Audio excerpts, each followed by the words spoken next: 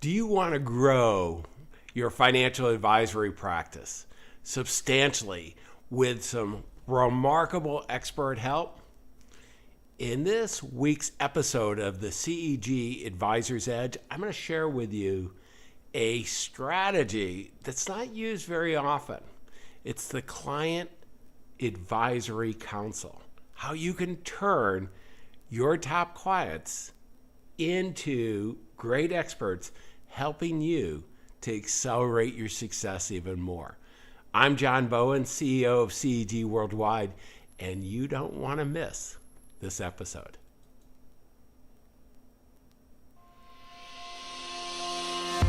The CEG Advisor Edge. Essential insights, real results.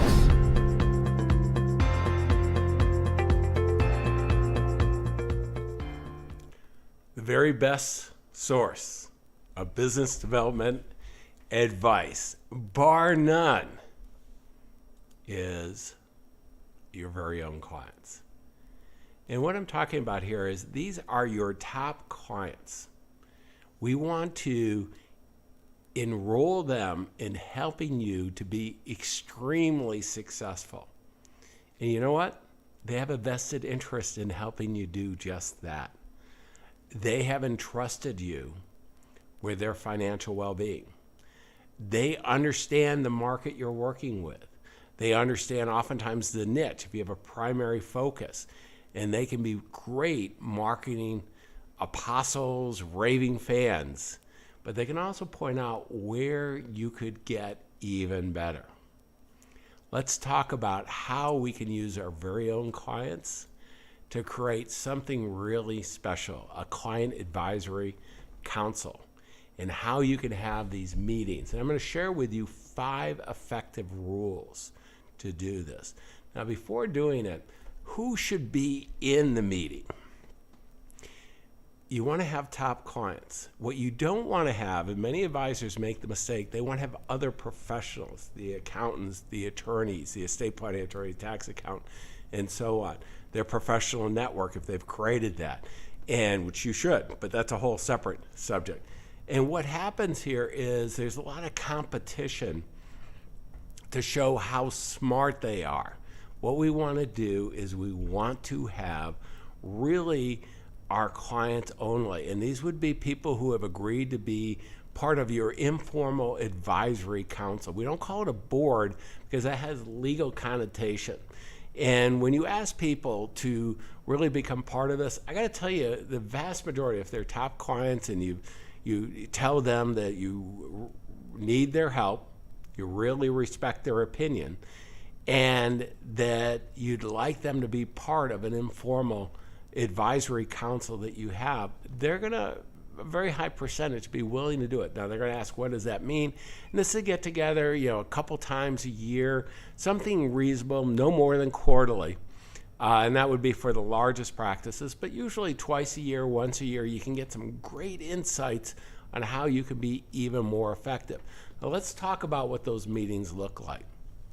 There's 5 rules for effective meetings. Number 1, you set the agenda. And when we talk about setting the agenda, I'd like to have them be a few hour meeting, so there's plenty of time to really be thoughtful on this. And you want to put what are the driving really challenges you're facing. And they always should be focused on client experience, sharing with them the client experience, how can we make it even better, the marketing side, again, how can we make it even better there to make awareness to the right people, the service that we have, outside strategic partners, again, and asking them questions around this. They're going to have tremendous insights.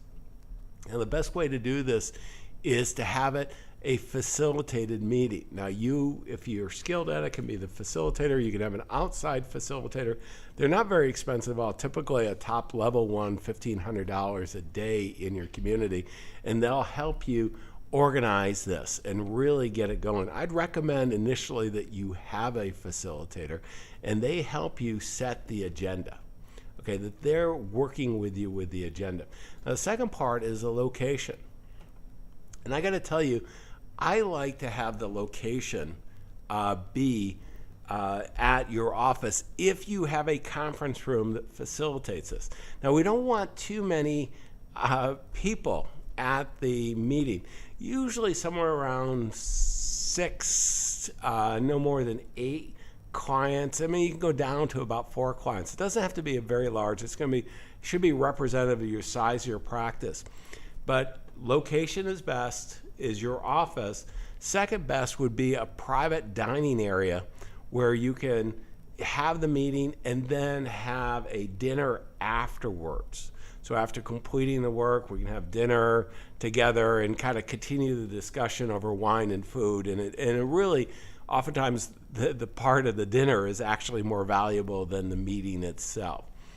The third part that I'd like you to look at is facilitating well. And I kind of mentioned this already, but there's a couple different components that I like to see. One, the outside facilitator, very powerful. Also, there you can have, depending on the number of people you're having, I like to have a recorder. What do I mean by a recorder? This is someone, can be from your teammate, a staff member, who's got better printing and writing than you, either on a whiteboard if you have that in the conference room, or a flip chart, and they're responsible to make sure we're capturing everything, and then they're going to report back to the group what we heard. Now, one of the things is in this whole brainstorming process a facilitator is going to do, it's going to be quantity over quality. What do I mean by that?